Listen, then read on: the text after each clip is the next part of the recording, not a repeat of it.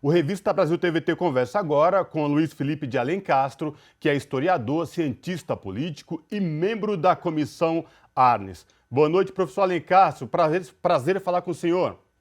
Boa noite, Cosmo. Boa noite aos nossos internautas. Professor, esta nota, esta semana divulgada pelas Forças Armadas aí, depois que o presidente da CPI, o senador Omar Aziz, veio a público e explicitou publicamente o que estava acontecendo com alguns militares que estão em cargos chaves do Ministério da Saúde, gerou esta nota das Forças Armadas, que, por outro lado, também muita indignação de vários setores da sociedade.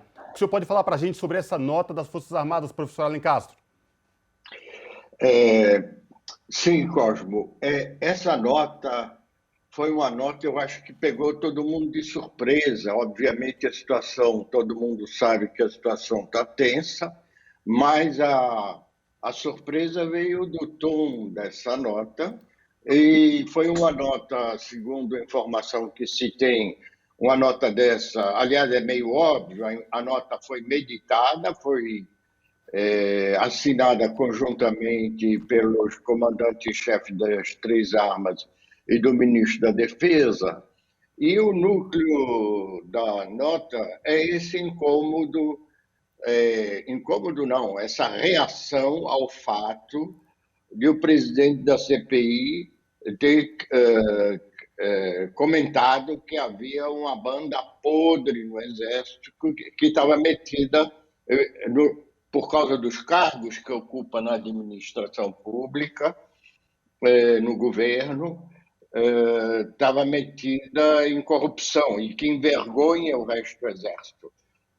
A observação é uma observação inteiramente pertinente, no sentido seguinte: se a hierarquia militar não quer se expor, que proíba os militares da ativa, ela tem poder para fazer isso, de aceitarem cargos políticos e administrativos, nos quais a competência deles pode e deve ser questionada pelos órgãos competentes, e a CPI é um deles, um desses órgãos, e, eventualmente, havendo atos de improbidade administrativa, sobretudo dizendo respeito à gestão do combate a essa epidemia, e essa gestão tem sido catastrófica nesse governo, isso é público e notório no mundo inteiro. O Brasil é um mau exemplo ao não ser seguido, a começar pelo negacionismo do presidente da República e do grupo mais próximo a ele, o fato de nomear para o Ministério da Saúde um general, isso é uma coisa inédita na história do Brasil, supostamente porque ele tinha competência para organizar logística, não foi o que se viu no caso específico de Manaus, inclusive ele foi desmentido depois, e de uma maneira geral, no resto do Brasil. Então, eu acho que há uma razão aí muito objetiva. Os comandantes militares e ministros da Defesa deviam proibir os generais da ativa de assumirem postos do governo, coisa que não é feita atualmente, e eles estão profusamente presentes no governo. Ora, eles deviam aprender com a Igreja. A Igreja é uma instituição que tem 2000 anos, viu de tudo, ruptura, cisão, separação, e está aí firme. E o que a Igreja aprendeu? Não pode deixar padre entrar na política. Há um caso muito conhecido no Brasil, o Monsenhor Arruda Câmara. O Monsenhor Arruda Câmara foi um parlamentar brasileiro nordestino que teve um papel importante na Constituinte, foi até membro da Arena até 1970. Isso hoje não acontece mais. Não tem mais padre na política, a Igreja não aceita mais isso. Que o Exército e as Forças Armadas aprendem para a Igreja. E há um outro ponto aí, Cosmo, que eu queria salientar também. O ataque ao presidente da CPI vai muito além do ataque ao senador Omar Aziz. Ele ataca o Senado, ataca o Congresso e ataca a soberania dos eleitores que escolhem seus representantes regularmente para o Legislativo. Então, é um ataque à estrutura do sistema democrático. Professor Alencastro, a Comissão Arnes, a qual o senhor faz parte, é membro, se posicionou firmemente contra esta nota e em favor da CPI da Covid. Lembrando aos nossos telespectadores aqui da TVT e também ouvintes da Rádio Brasil Atual, o Brasil já passa de 530 mil vidas perdidas em decorrência da pandemia. Eu queria que o senhor falasse para a gente sobre essa nota que a Comissão Arnes soltou, repudiando essas declarações aí dos comandantes das Forças Armadas e em defesa da CPI da Covid no Senado, professor. Eu queria lembrar aos internautas que a Comissão Arnes é composta por juízes, ex-ministros, intelectuais, ativistas, e ela conta com 5 ex-ministros do governo Fernando Henrique, dos quais 2 ministros da Justiça, o atual presidente José Carlos Dias e o ex-ministro José Gregório, e há também o ministro Bresser Pereira, a ministra Cláudia Costin e o ex-ministro Paulo Sérgio Pinheiro, e há um ministro do governo Lula, de Direitos Humanos, Paulo Vanucci, e um quase ministro, porque ele tinha um cargo muito destacado, mas não era ministro, André Singer, que foi porta-voz do governo Lula. O fato é que a comissão fez essa nota, a comissão tem essa autoridade moral e alertando que, justamente, na medida em que os oficiais da ativa e da reserva ocupam em profusão cargos na alta administração pública, eles estão submetidos à Constituição e à lei, podendo ser inquiridos pelas autoridades competentes que investigam legitimamente atos de improbidade administrativa. Isso é uma obviedade, quer dizer. De novo, eu saliento, a solução disso é a aprovação dessa PEC, que está aí agora, que vai ser votada essa semana, proibindo militares da ativa estarem no governo. Ponto final, encerra o assunto. Militares da reserva é outra coisa, eles são responsáveis pelo que fazem e não tem nada a ver com a hierarquia do Exército. Agora, a outra coisa também que a comissão chamou a atenção é que esse ato dos comandantes militares, do ministro da Defesa, atacando o governo, tocando o Congresso, não é? Não só, eu repito, o presidente da CPI do Senado, talvez tenha estimulado o presidente a retomar a linguagem chula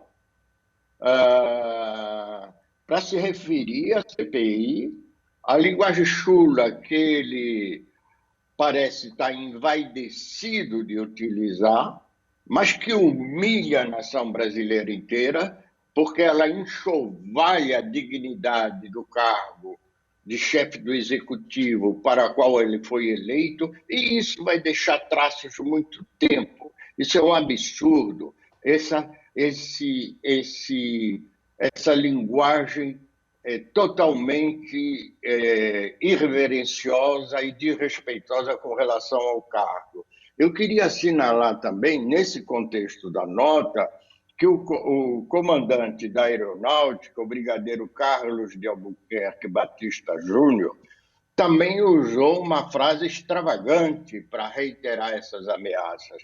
Ele disse: homem armado não ameaça, se referindo, obviamente, ao fato de que eram as Forças Armadas que tinham a força e elas não precisavam ameaçar reiteradas vezes os membros do Legislativo e a opinião pública, porque elas tinham meios de intervir pela força. Ora, essa linguagem homem armado não ameaça, é uma linguagem relaxada. É uma linguagem que se refere a incidentes na rua, no botequim, em lugares onde não reina a lei. Não é uma linguagem adequada na boca, formulada por um oficial general da República, cuja missão no exercício do monopólio da força está estritamente enquadrada pela lei. E ele não é um homem armado, ele é um oficial general da República. A arma é da República para funções definidas pela lei republicana. Então, nós estamos aí numa espécie de vitupério generalizado, estimulado, obviamente, pelo presidente da República, que é um homem que não tem nenhuma compostura, nem estou julgando a questão de fundo da gestão dele, e repetidamente tem insultado a opinião pública e, como eu disse, isso não é digno do cargo dele. Outra coisa que ele faz, é que eu queria chamar a atenção, e que me estranha muito porque não vem de hoje, é se referir ao presidente Lula como nove dedos. O nove dedos, isso é um desrespeito grotesco, vergonhoso aos acidentados do trabalho e aos mutilados em geral. A imprensa repete isso de maneira sem chamar atenção para esse absurdo. Isso é de uma grande selvageria. Isso foi repetido por colunistas em jornais e na mídia. Isso foi usado pelo Dallagnol e o Moro, magistrados da República, na linguagem deles do Lava Jato. Isso é na linguagem que foi vazada, não é? Para se comunicarem ilegalmente, e ninguém levanta esse assunto. Vamos parar com esse negócio de nove dedos. Isso é um insulto aos mutilados brasileiros, a milhares de pessoas que sofreram uma mutilação por acidente do trabalho, por acidente de trânsito ou por qualquer circunstância e se sentem degradados por esse tipo de qualificativo. Pelo amor de Deus. Agora, professor Alencastro, o que percebe também nesses termos usados pelo presidente da República, Jair Bolsonaro, chulos, como o senhor bem citou, e que vem ao longo dos tempos aí, o despreparo exatamente, é por conta exatamente disso que vem acontecendo, né? Isso não é palavra de um democrata, não é palavra de um estadista, acima de tudo, quando falta humanidade. Agora, professor, para finalizar, o nosso tempo está acabando. O senhor acredita que no conjunto geral das Forças Armadas elas possam embarcar nessas ideias antidemocráticas do presidente Jair Bolsonaro, ou isso é algum caso isolado? Eu estou certo que não. É um absurdo falar das Forças Armadas em geral, a partir do caso de tal ou tal oficial general, mesmo sendo ministro da Defesa, como é absurdo falar do judiciário como um bloco. O judiciário, quer dizer, eu me lembro o ministro Lewandowski dizendo isso, o judiciário são dezenas de milhares de pessoas que agem segundo a sua interpretação da lei, e isso vai sendo reequilibrado pelas diferentes instâncias. O Exército Brasileiro é um exército republicano, aprendeu durante a ditadura que essa coisa de querer gerir diretamente um país complexo como o Brasil, e hoje muito mais complexo, porque tem uma sociedade civil muito mais dinâmica, não é possível hoje censurar um jornal, ocupar a redação, como eles fizeram com o Estadão e com os outros jornais, Jornal do Brasil, na época da ditadura, botar lá um censor na redação que pedia para ver cada artigo que saía da datilografia, da máquina de datilografia do jornalista. Isso é impossível hoje. Vai fazer o quê? Vai proibir a internet no Brasil? Isso dá para fazer na China, onde está proibido e enquadrado desde o começo. Não depois que está espalhado como aqui. Nenhum Erdogan consegue fazer isso direito na Turquia.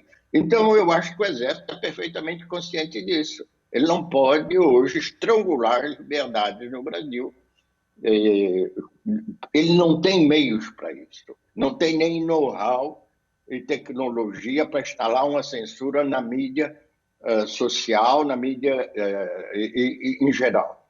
E, a partir daí, as reivindicações e os protestos da sociedade brasileira vão continuar se manifestando. É isso que eu queria dizer. Perfeito.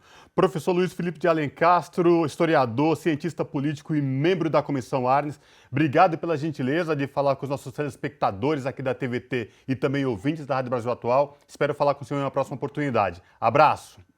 Obrigado, Cosmo. Um abraço e agradeço a todos os internautas.